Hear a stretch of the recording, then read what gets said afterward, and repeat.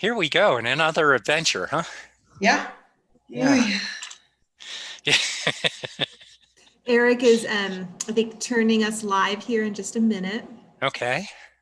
And we have 3 attendees right now. Brian Blue is one of them. Mark Yarnall, a staff member for Parks and Rec, is another. And then a third person who is on the telephone. Okay. Oh, good. Okay, speaking of which, I should probably move my meetings around. Well, I got my third screen. Yay. I don't know how I ever did it with one screen. You have 3 now? Yeah, because if I chair the meetings, I need to move. I have to have stuff spread around. And I might have to get a bigger screen to split them. You know how sometimes we have 6 documents before us while we have panelist attendees, etc. Oh yeah, there we go. Any others, Liz? I mean, we have a minute left. Still only 3 people for attendees.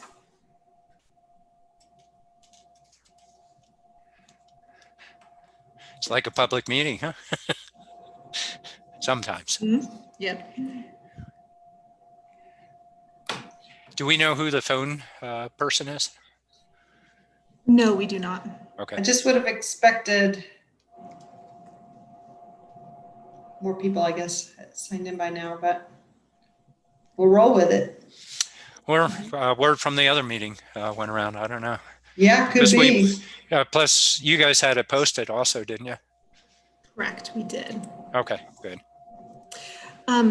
So I am reading 6 p.m. right now, and I have 3 attendees. Again, 1 person on the phone, Brian Blue, a Parks and Recreation Commissioner, and Mark Yarnall, a Parks and Recreation staff member. All right.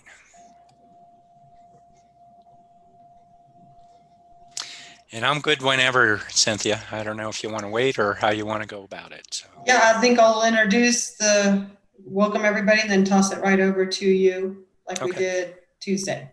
And then if we could let Brian hop in here after me or somewhere in there.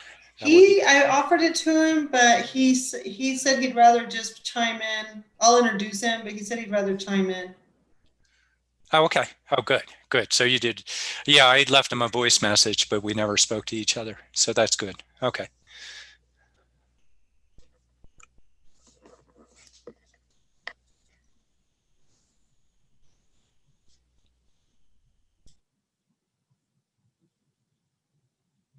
So are we ready? Are we live? I think we are, right, Eric? Yes, we are live and can go. Okay, well, I am going to get started with our Parks Community meeting. During this meeting, we will recap the Park Community Survey that went out to this community. But I am Cynthia Nemeth. I'm the Coconino County Parks and Recreation Director. And with us this evening, we have Supervisor Matt Ryan with District 3. We also have District 3 Parks and Recreation Commissioner Brian Blue, who is with us. And then behind the scenes, we have Parks and Recreation staff member Liz Krug, and also Eric Peterson from our county manager's office is joining us today, or this evening. But to begin with, I'd like to toss it over to Supervisor Ryan to give us a few welcoming remarks. Supervisor Ryan. Have to take it off mute.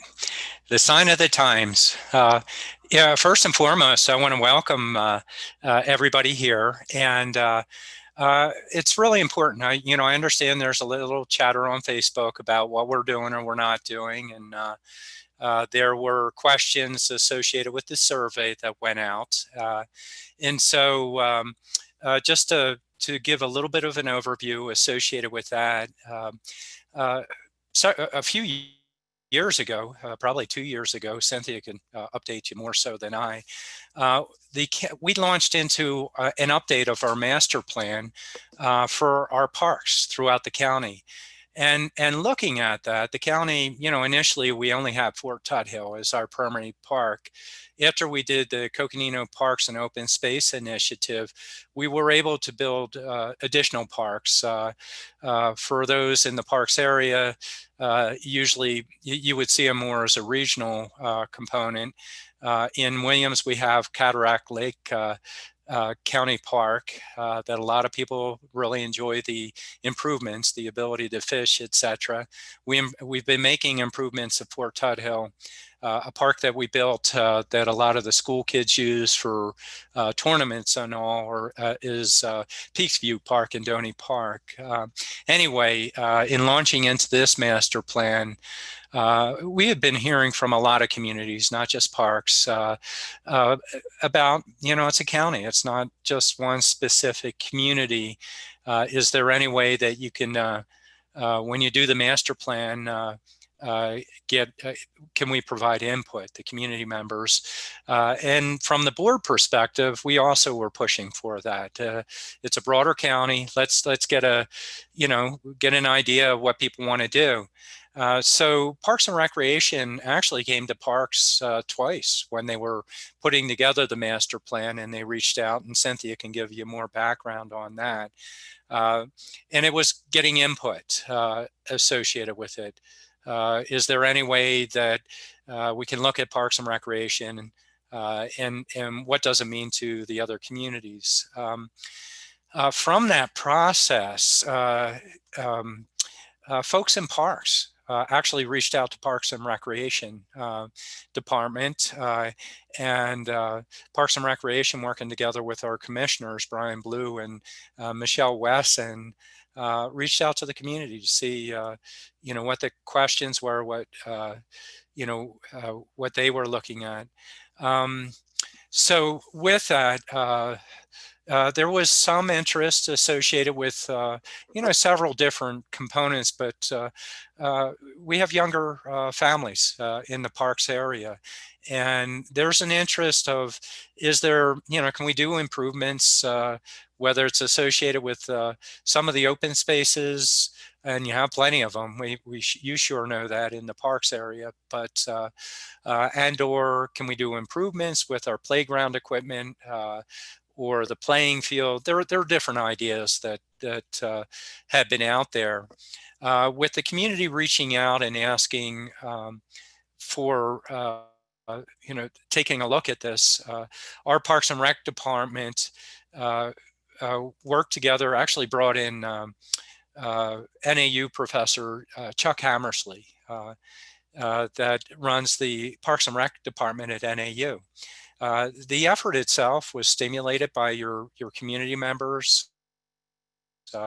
We're not here going out and charging taxes and creating huge parks. What we do have is we have the ability to bring resources. And in this case, we've been fortunate. Dr. Hammersley does it pro bono. He comes in. We worked once upon a time, aside from this master plan, in the city of Williams. The county had been invited into the city because there was a little bit of, there were challenges between the school district and the community.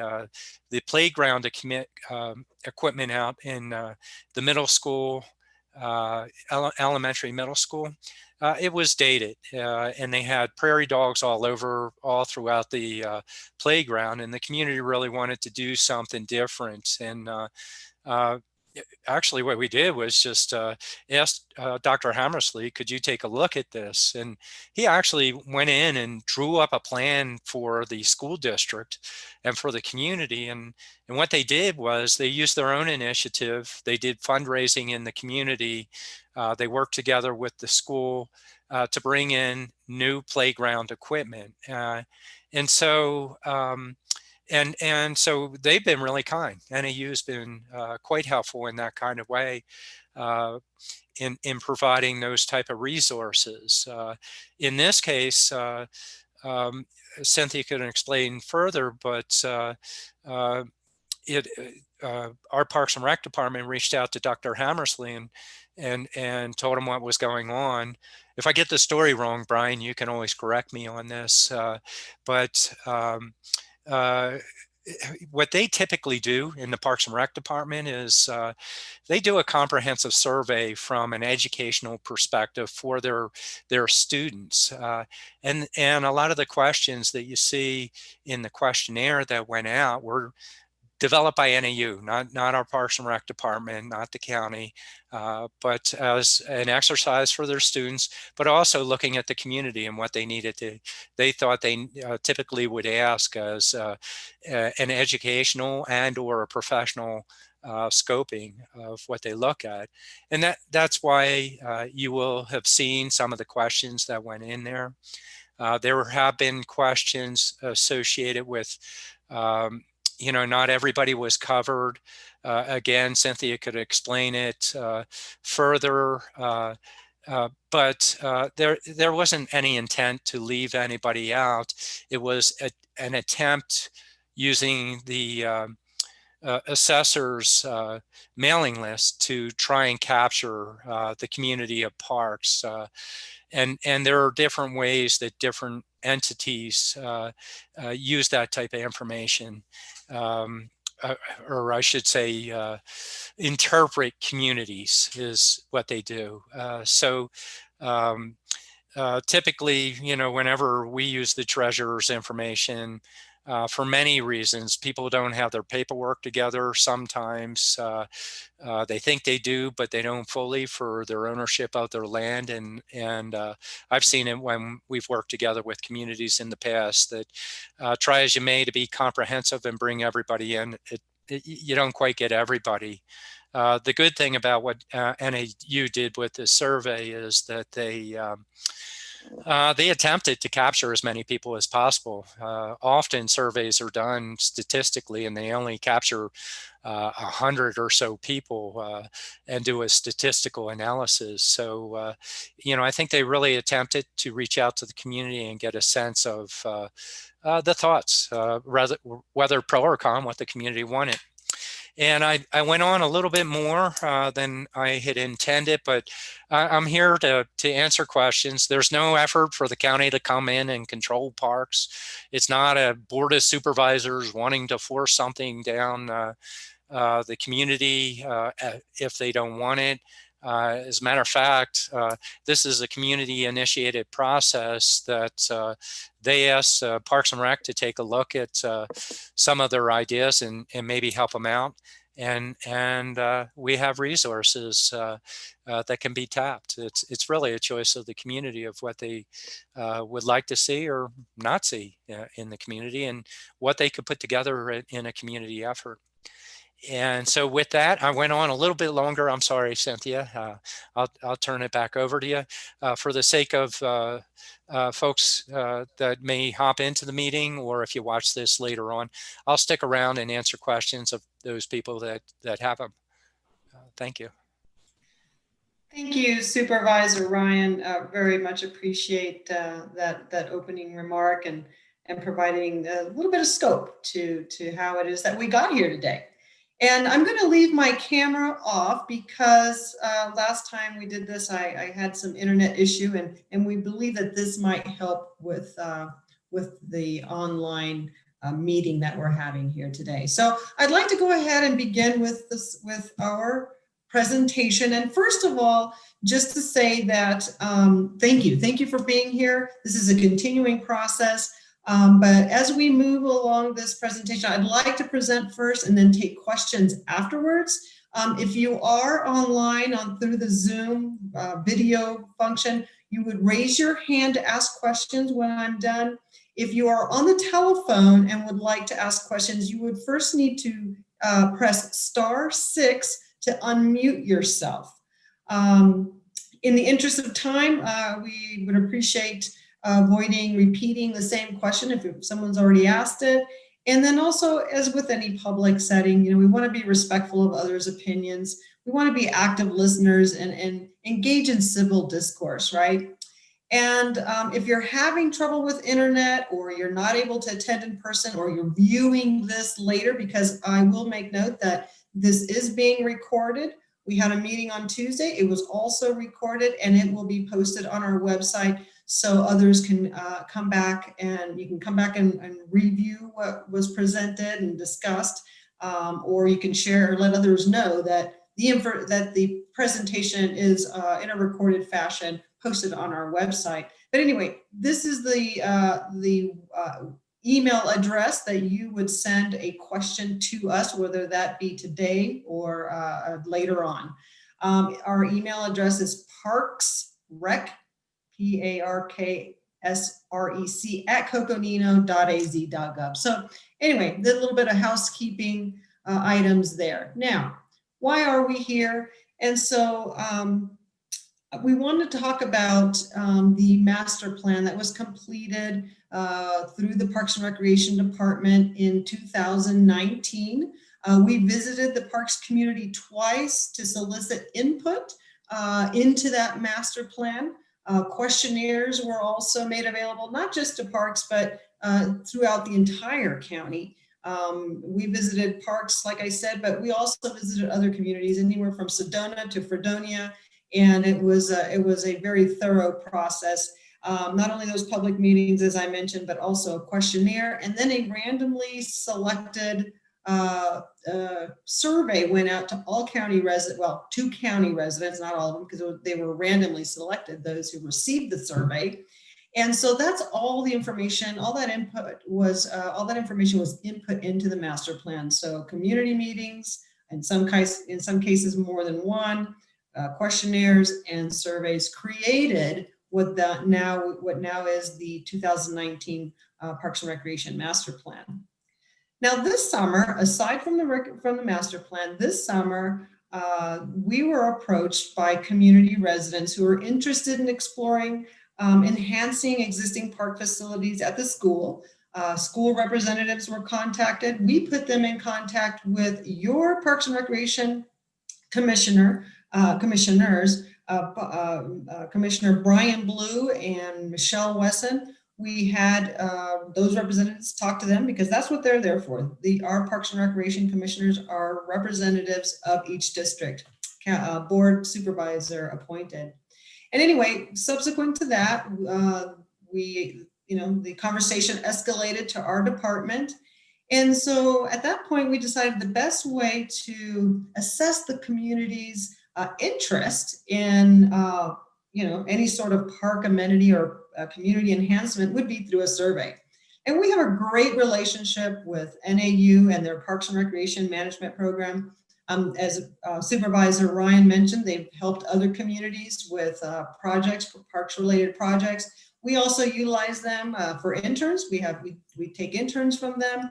And in this case, we approached them about this survey, and as a win-win, the students get to learn something, and we get a product, and you got a product at no charge to anybody. So it was a win-win situation. Why did we use a survey? Well, surveys are really valuable tools in reaching a broad representation of a community, as broad as possible. We can have public meetings, but oftentimes you can't reach as many people as you would like. So therefore, surveys are valuable and a very important tool of reaching as many people as possible to get the best representation of the sampling of the group that you're trying to gather information from. And so now that we have the survey report, and hopefully you've had a chance to review it, it is also on our website if not, but now we are following up with public meetings. We met with the school board on Monday. We had a public meeting on Tuesday at noon, and this is the last of our public meetings, and hopefully, and anyway, we will follow up. We'll follow up with posting this information on the website, and then taking any next steps as appropriate. So today, throughout this presentation, I want to touch on the 2019 master plan results, because we're going to see some correlation with what we heard in the Parks Community Survey. And then to conclude, I will offer just some community-driven recommendations for moving forward that come from our department and come from conversations with our commissioners. And anyway, so this is what we hope to, this is what we plan on accomplishing today. So beginning with the 2019 master plan results. Okay, so this is just an infographic. It just talks about parks specifically, and that 84% of the residents in the parks community are familiar with the opportunities that our department provides. 74% of the respondents in the parks community felt that the biggest benefit of a Parks and Recreation or Coconino County's Parks and Recreation Department is that we promote health and wellness, and indeed we do that. 77% of residents utilize Fort Tuttle. That is the most utilized Parks and Recreation facility or area that is used by parks residents. And then when we talk about the types of usage, the services that we provide and the percentage of the park residents that actually utilize that service. For example, the county fair, 92% of park residents participate in the county fair or have attended the county fair. That is compared to 62% when we look at the county overall. In terms of Parks and Recreation, our Coconino County Parks and Recreation facilities, meaning our parks, maybe our ramadas, that is 77% of parks residents utilize them.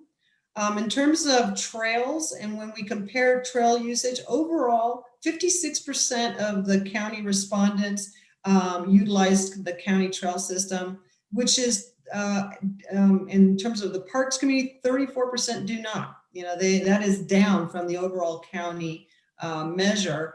And it stands to reason. The community that you live in is gorgeous. You're surrounded by gorgeous mountain, or not mountains, but forested areas. And, you may not need to prevail yourself of any trail systems that the county already maintains. And then in terms of Parks and Recreation programming, overall, the county, 17% of the county respondents utilize our outdoor recreation programs, or maybe some other services that we have. That is, in the parks community, is down 8% from that overall county measurement. The biggest barrier to participating in county parks and recreation programs is from the parks perspective, is that we are inconveniently located. So that is the biggest barrier. We also heard from this community that social media and a newsletter would be the most effective ways of reaching you, or for you to receive information about our department. There was also a comparison of the top household activities around the county. Okay, so first we're talking about around the county. The highest percentage of households in the county participate in community events. At 95% of the respondents said community events is the top household activity, followed by walking and hiking, followed by visiting natural, historic, and cultural sites, camping, followed that, and then wildlife viewing and general park usage, respectively, followed that. Now, that is over, countywide. Now, the top two park-specific priorities that were mentioned from parks residents and this is, top priorities over the next 5 to 10 years, were 50% reported playgrounds as being a priority, and then another 50% reported trail development and connectivity as being the top priorities for this community in the next 5 to 10 years. When it comes to recreation programming priorities, community events was the top, which makes, is similar to what we heard countywide, followed by hobbies and interest programs, what you might think of as your typical recreation program for adults and youth. And then programs that focus around natural, cultural, and historic information or themes. So that was what we learned from the Parks and Recreation Master Plan. Now, what did we learn from the Parks Community Survey? The Parks Park Community Survey. So something that is really wonderful. We were able to send out 706 surveys. And for a community of the size of Parks, that is a really good sampling. That's a really good, distribution of surveys. People were, good representation of folks were given the opportunity to fill out that survey. Of the 706 that were sent out, 219 were returned at a little shy over a 30% return or response rate, which is, considered to be really, really good. 50%, 100 would be amazing, but 30% is very respectable. And then what we heard from the folks that returned the survey was really a split. When we look at, should there be a park or should there not be a park? There was a real split amongst the respondents. 48% stated they preferred no park, nothing that looked like, smelled like, acted like a park.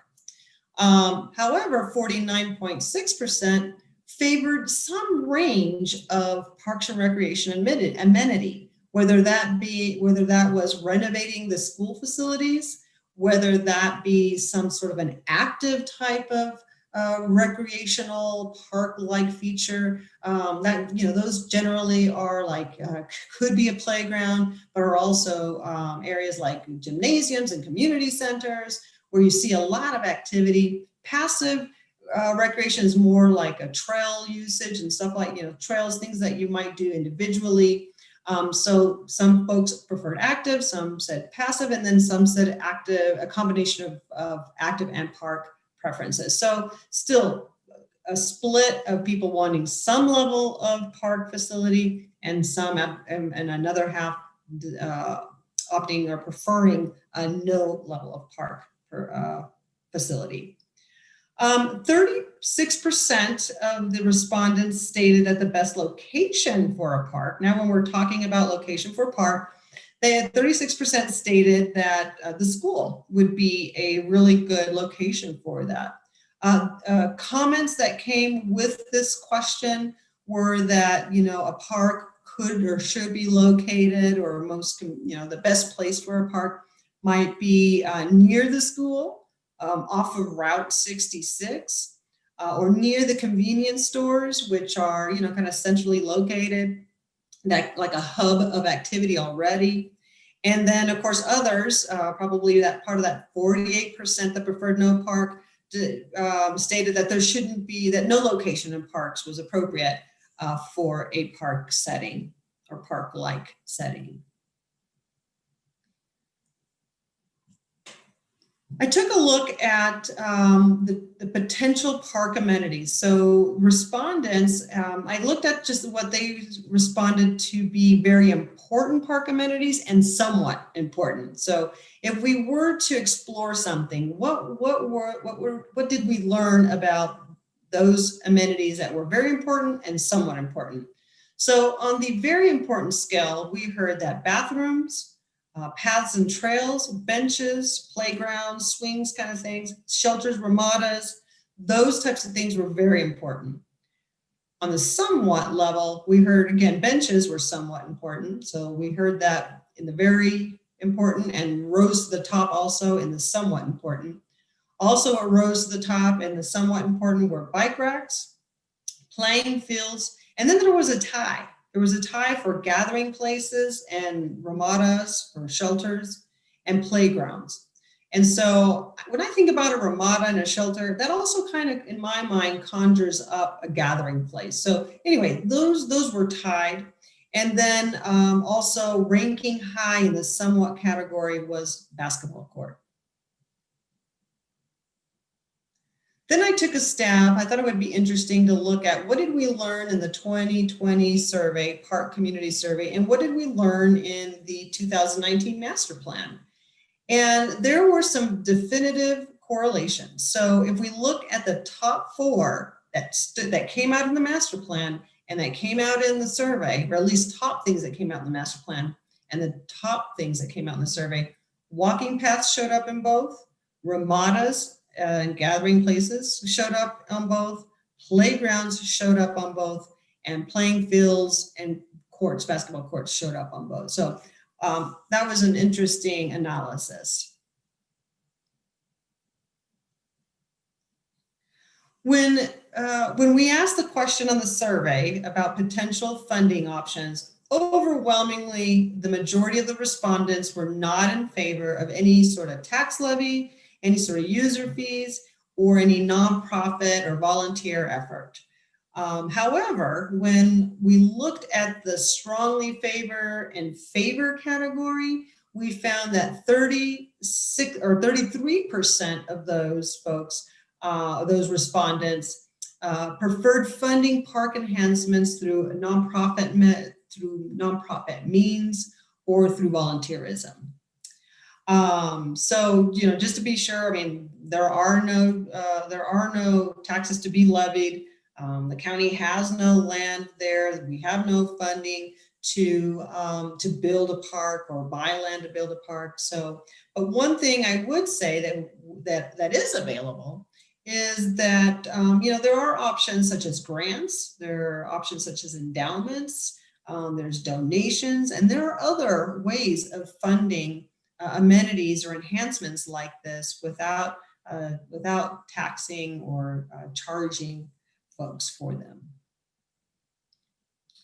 So here are the observations, and these observations come from our department and then a recommendation that comes from our department. So some of the opportunities as we see them. Now, we visited the school site. Of course, we studied the survey.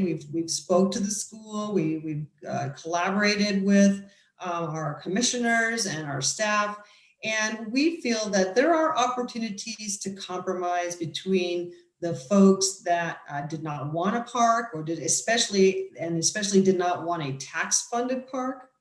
And we feel like there's an opportunity to address both those folks that didn't want parks because they didn't want to be charged for them by taxes, and then those that wanted some level of park and utilizing volunteerism and maybe some nonprofit approach. So we feel that there is a good opportunity here to enhance existing community park assets. Okay, these are things that are already there, and they just need some minor improvements, such as the trail, that little path that's on the school property. And by the way, we are focusing, I said this, I think, focusing on the school property. So there's about a mile trail, about a 1 mile path or trail with a few minor improvements such as signage and maybe a small reroute and maybe better, some delineation. We can help with that. I mean, we have trail experts on staff, and we can coordinate a volunteer workday, and we can easily help the parks community with that enhancement. The field improvements, that's going to take a little bit more, but in our minds, we feel that there are grants available that could help improve that field. And that field is, I mean, really already has some aspects to it that are in really great shape. The fence is in great shape, the dugouts are in great shape. It's really just the footing, and it's the most important part of it, right? But the field area is what needs great improvement. But we have some ideas that we're happy to share with you if that's a project that the community or an asset that the community would want to enhance. And we have some other ideas with the field, but that one being the most important, just really the actual playing area. Picnic tables. Those are easily accessible, that we feel that that's an opportunity to create some sort of a ramada area. Additional playground would be nice. And we feel, again, that the use of grants to help fund these projects is attainable, very much so. So our recommendation to you, and again, this is your recommendation, and we're here to help facilitate that to whatever degree the community is interested in. If you would like us to continue as part of this conversation and help facilitate what might come, we're happy to do so. If not, we're very, just as gracefully, we'll walk away. But our recommendation is a community-driven approach where the parks community would form a community volunteer group, which this group could determine what areas of improvement were most important, and maybe they would phase them, like let's do this first, and then maybe this, and then maybe this. Yeah, and this group would then determine the desired scope of each area, because, for example, if you take the field, I mean, you could have a ball field with lighting and grass, but you could also have a field just like you have, but with an improved surface, maybe replacing the seating, the planks on the benches, I'm sorry, on the bleachers, maybe painting the dugouts, maybe a little landscaping, and that's the end of the scope. So this group would determine the scope of each of the areas which we see that are potentials for enhancement. And then again, we're here to help in any way we can. And some of the ways that we can help is, so after the scope has been determined, we can help provide estimates, because then the community would know what amount of grant money funding they would need to pursue. Speaking of grants, we could help research grants. We could also help review grants and help strengthen them. We have that resource on staff. We could help with communication, provide community updates regarding these efforts. We have technical expertise and we have some staff resources that's how we are able to help out. And that's how we're willing to help you if that's what this community desires. So with that, that pretty much concludes my presentation.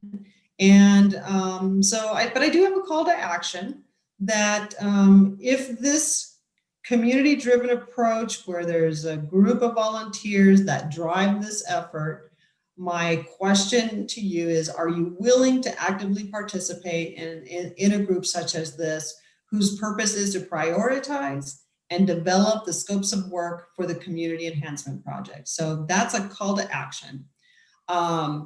Again, if you're not able to be at the meeting here live, our email is parksrec@coconino.az.gov if you want to ask questions after this meeting, or if you don't feel comfortable asking a question during the meeting, that's another great way to get your thoughts out there and your questions out there. So with that, I'm done, and we're happy to take any questions that are out there. And I'll go ahead and pop my video back on, maybe. Thank you, Cynthia. And as a reminder, if people who are watching this Zoom meeting, if you want to ask a question, please raise your hands. And if you're on the phone, please press *6 to unmute yourself. And hello? Did you go away? No, we can hear you. We're still here. We can hear you. Okay. There's two of us here who have been participating or listening to the meeting. Great, thank you. When you say there's no trail facilities, I belong to a hiking group here, and there are many, many hiking paths. Many. I mean, we're surrounded by forests. So maybe a few signs, but I don't understand the need to make trail facilities. Also, I am very concerned because of the location and the proximity to the school. We are right off I-40. There are a lot of people from all over the country, all over the world, who would possibly stop to get food, fuel, beverages, whatever. How will you ensure the protection of the school children from people who are of a population that we would not want to have around? Maybe somebody is bagging drugs, have other chemical dependencies. This is a very great concern here. Yeah, and thank you for sharing that and providing those comments. Would you mind, just so that we know who's out there, would you mind introducing yourselves? I'm Karen Von Kay and David Duggan. Great. Well, Karen and David, thank you both. Just to address the trail point that you made, you're absolutely right. You live in a beautiful area with access to a multitude of trails. We were just speaking about the short path that's at the school. Like I said, we were only focusing on the school property. And so to your point about the school property, I mean, we're not going to, we're, you know, our role wouldn't be to enforce. We have talked to the school about, you know, when would, you know, these facilities, you know, amenities be available. And they share your very concern. And they have made it very clear that some aspects of the school property, that's the downside of using the school property, is that they wouldn't be open 24, I mean, it wouldn't be open while school is in session. However, it would be open after school is out, and then during the summertime, especially when you know, when the school's not in session. And then just to be clear, I mean, we're not talking, and I completely understand this concern of, you know, parks attracting folks that are not, you know, are passing through, and then just kind of creating additional congestion and maybe not, you know, leaving the spaces available for the, you know, for the residents. Again, you know, I don't believe that any of the amenities or the enhancements that have been proposed are like huge attractions. Would that completely you know, result in no passersby utilizing them? I couldn't say 100%, but this would certainly be something for the school to manage, and the school is interested in continuing the conversation and realize that you know, it does come with some limitation to the user, but then maybe some opportunity outside of the school hours. And then in terms of, you know, outsiders utilizing the facilities, again, it's not your typical park setting where we would normally see people from outside stopping for a picnic, for example. And I would say that that's something that this group, should it form, that would be a topic that they should talk about, in my opinion. So how would you keep it closed when children are there in school? Yeah, again, I mean, that is something to work out through the school. You know, maybe it's signage. I don't know what kind of personnel they have. I mean, that is certainly something that the school would have to work through. You know, are certain areas of or parts of their property accessible and don't have a lot of interface with the classrooms? You know, that would be a question. But again, those are all questions. I mean, we're not the enforcers here. Again, we're just the facilitators of this conversation. And those would be things that the school would have to take up and think about and plan for. Okay, well, the other thing is, a couple of years ago, the Parks Area Connection, of which I am a member, and in cooperation with the Ponderosa Fire Department, we cleared and cleaned up that area just beyond where the garden is. You know, we trimmed trees, cut the grass, and people brought in some small playground equipment, not a lot, and some tables. So when people do stop at the deli and they don't want to eat there, or, you know, they want to eat someplace else, they can come across the street, have their lunch, and leave. So, you know, I'm gathering this is all the same area that you're talking about. So then if you're talking about it not being open when school is in session, that means the little park that we did set up would not be available. Is that correct? Again, I mean, I don't, you know, I'm not familiar with that area. And, you know, again, I can't speak for the school and what policies they would put in place for this. So I couldn't answer your question because I'm, you know, I don't want to speak for the school. And I'm not really sure what that means for some other park assets that are already there. Might mean that there are just more opportunities for, if I'm understanding your question right, or your point correctly, it would mean that there may be some additional opportunities for residents. Cynthia, this is Liz. Brian Blue also has his hand raised, but I see Okay. Matt Ryan also. Perhaps did you want to speak first? No, go ahead. Let Brian. Okay, one second. Brian, you should be able to speak now. I am. Karen, thank you for your concern. I have spoke. This is Brian Blue. I'm a park commissioner for Matt Ryan. I have spoken to Mark, your principal, and it's some of the same concerns that exist today. For example, the garden, the horseshoe pit, the picnic tables, et cetera, are all on school property today. Well, we got permission to do that. No, I understand. But my point is you have utilized that for outside people, and I don't see any change in that, depending upon what you, the community, wants to do. We could improve that area. We could leave it the same. It's totally up to you. But as far as outside people utilizing it, you're doing that now.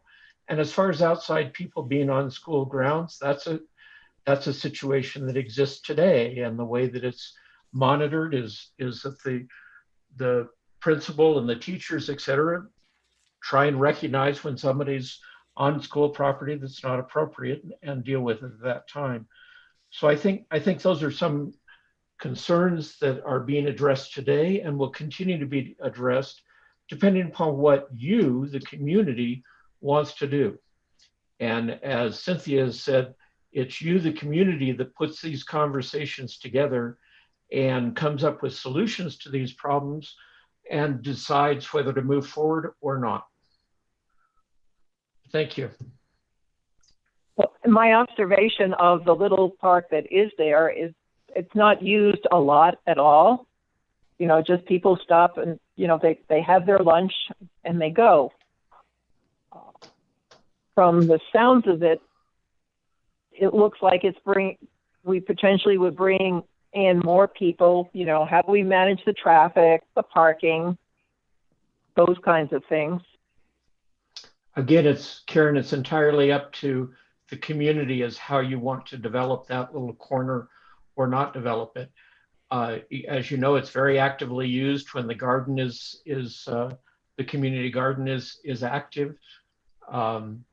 So whether you want to develop that a little bit further or not, whether you want to have a little bit of a gathering spot underneath the solar array that's a little bit further in on that property for the community or not. All of those things are things that you can decide what is appropriate for your community or not. That's the key here is you have the control over this process. The community has the control over this process. I'm sorry, I didn't mean to interrupt you. It's okay. How many people attended the meeting on Tuesday?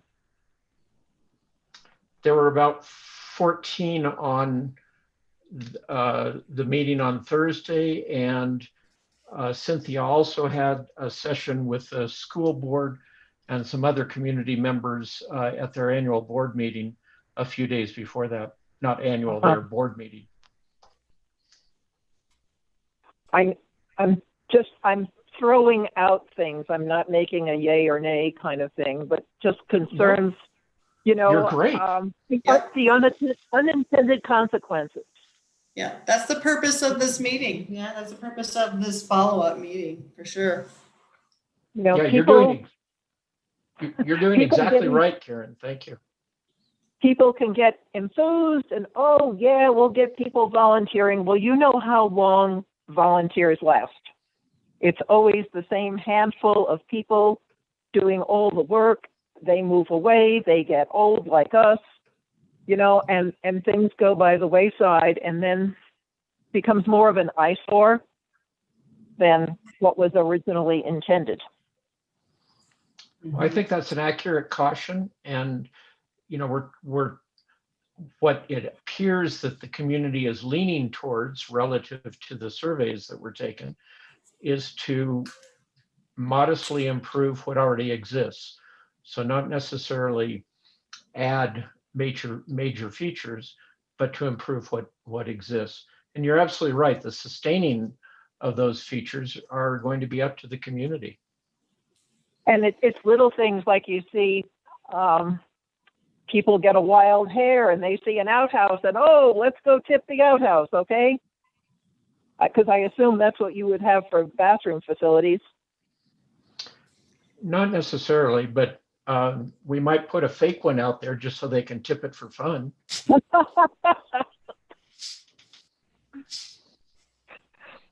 I like your sense of humor. Well, Karen, your input is invaluable, and your experience. It sounds like you're an established resident out there. And so I would think your voice would hold a lot of weight because it would represent not only your feelings, but also the history of what has happened in parks before. Well, So we've been here 25 years, and as I said, I'm a member of the Parks Area Connection. And when we just polled members of PAC, we were all of one mind.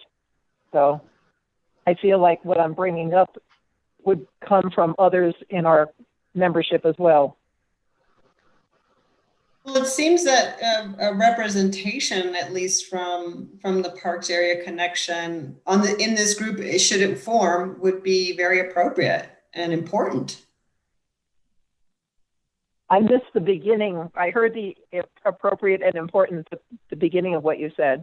Oh, yes, Karen, what I was saying was to have representation, should this community group form to evaluate, the amenities that could be enhanced out there. Having representation from PAC would be encouraged and important. Well, our current chair is George Chambers, and probably you would want to speak with him.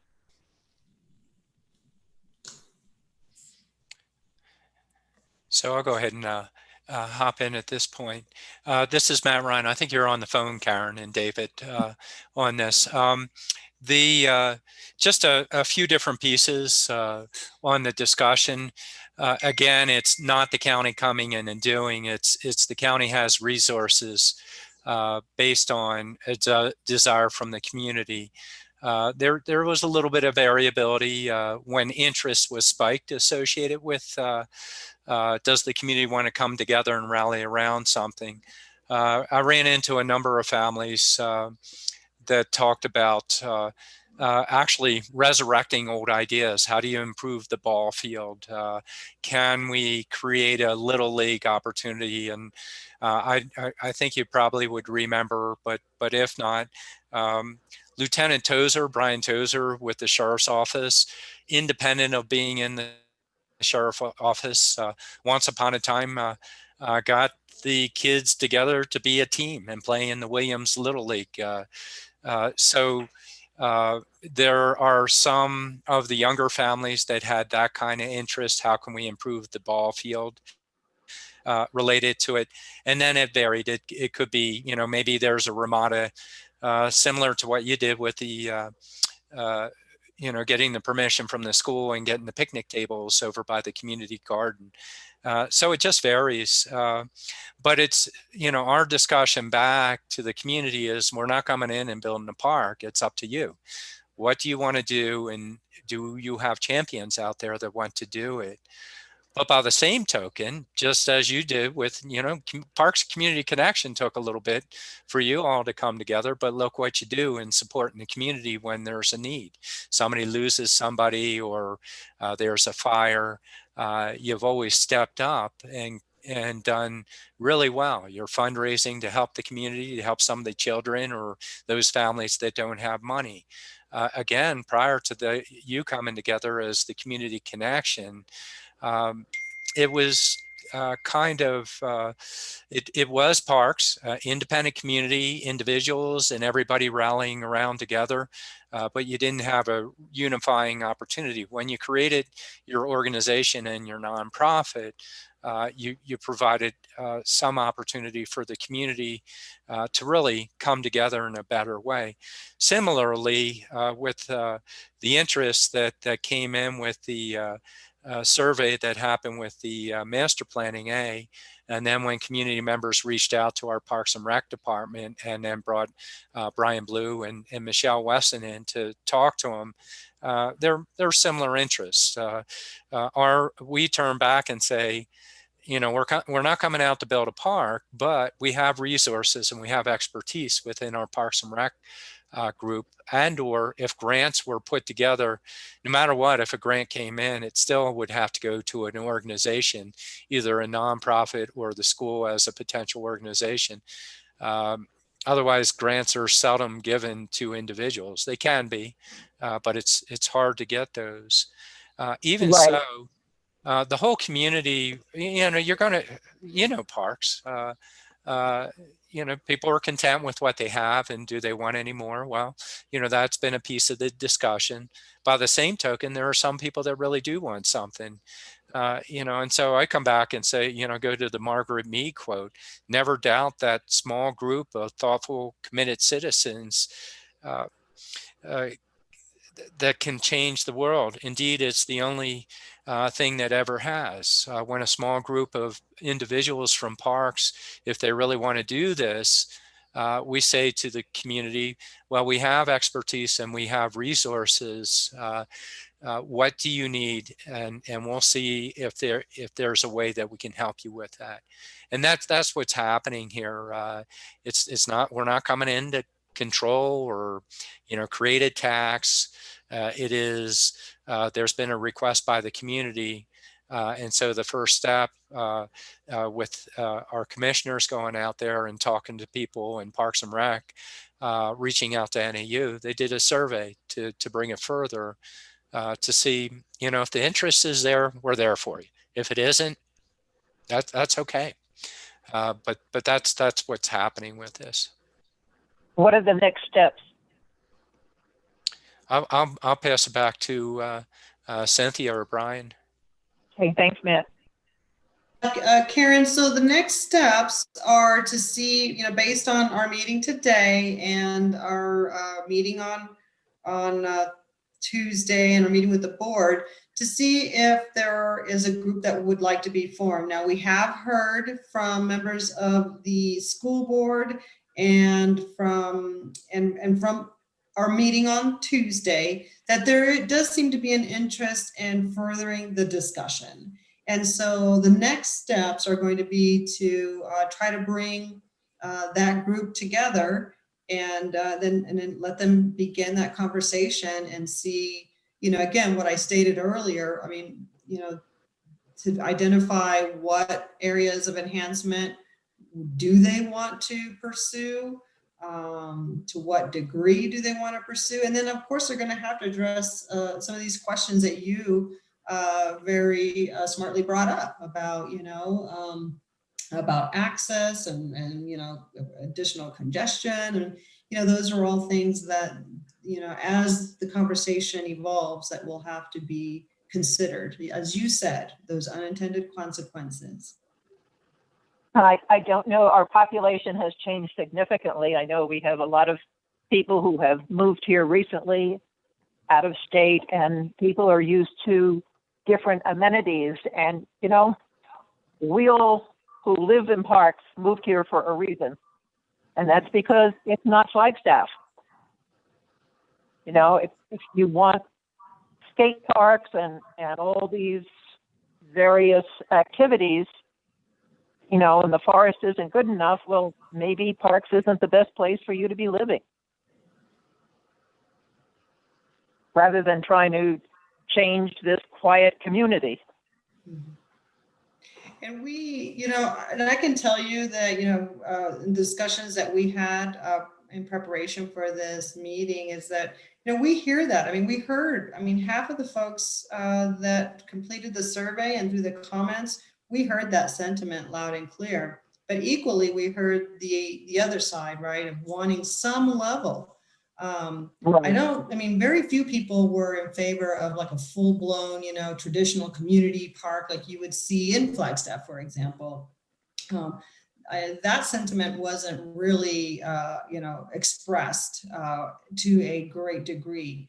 What we did hear is, this level or this concept of improving the assets that are already there, maybe adding something to just improve it somewhat, and focusing on the school property. So that's what we heard. And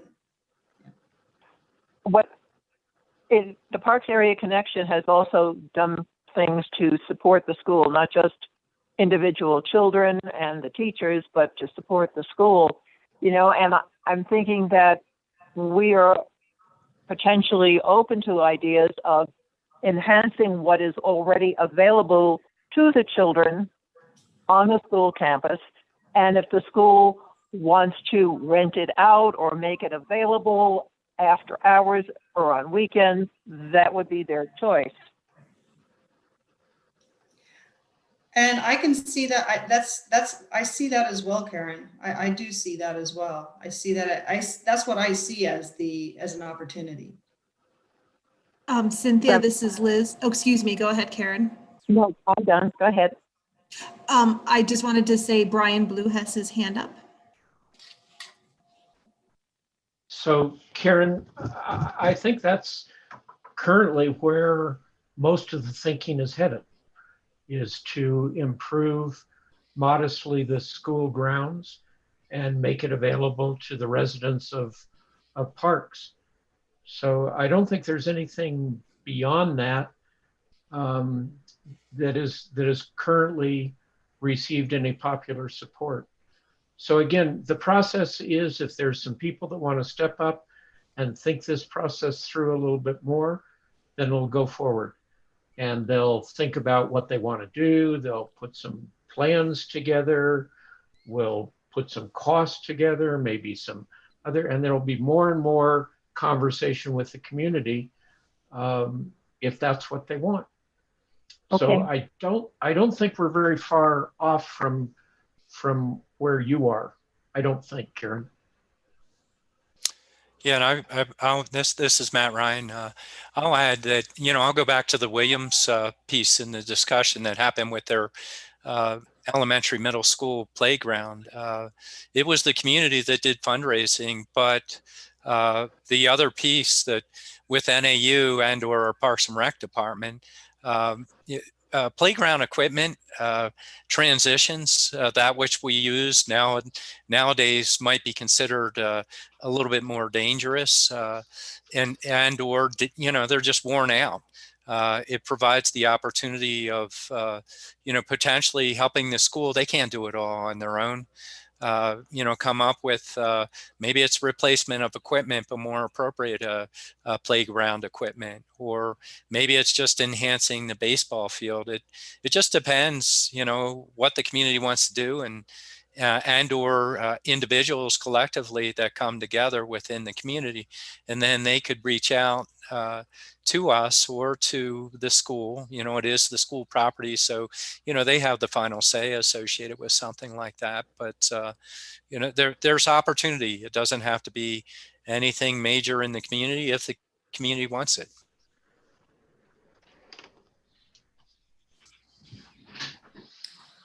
So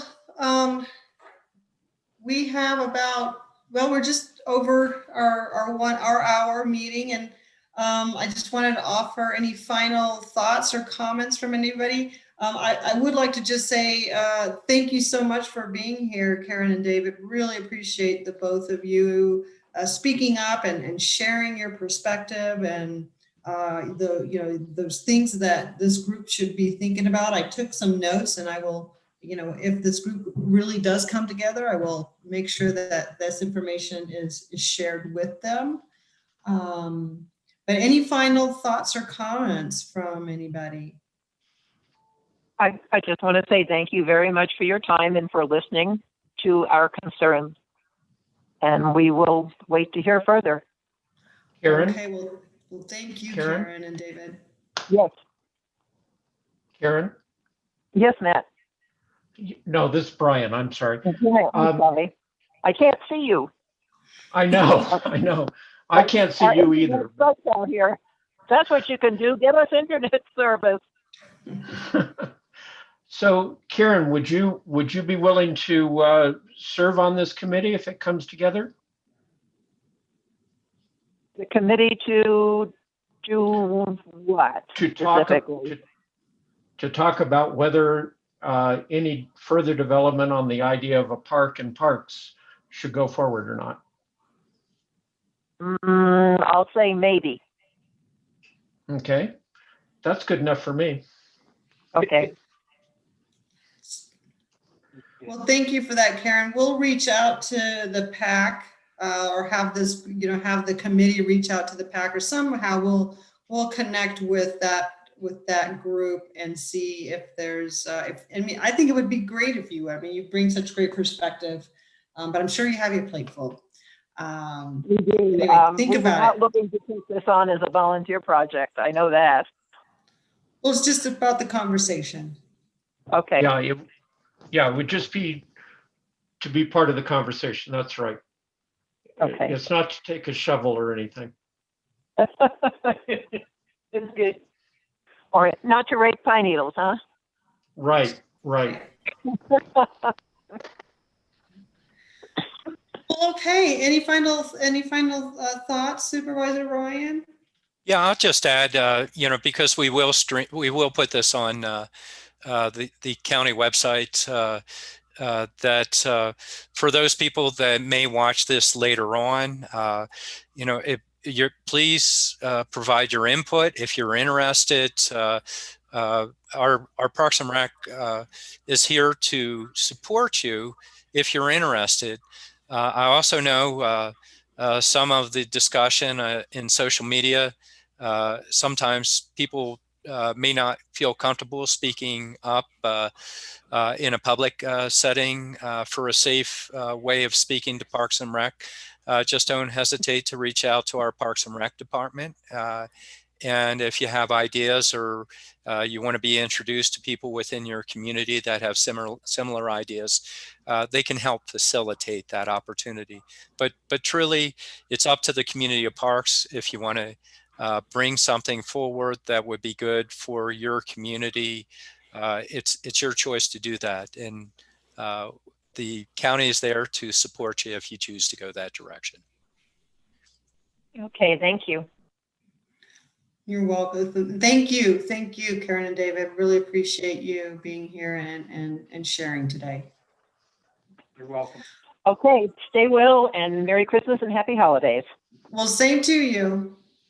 All right. Well, thanks, Thank you. everybody. Good night.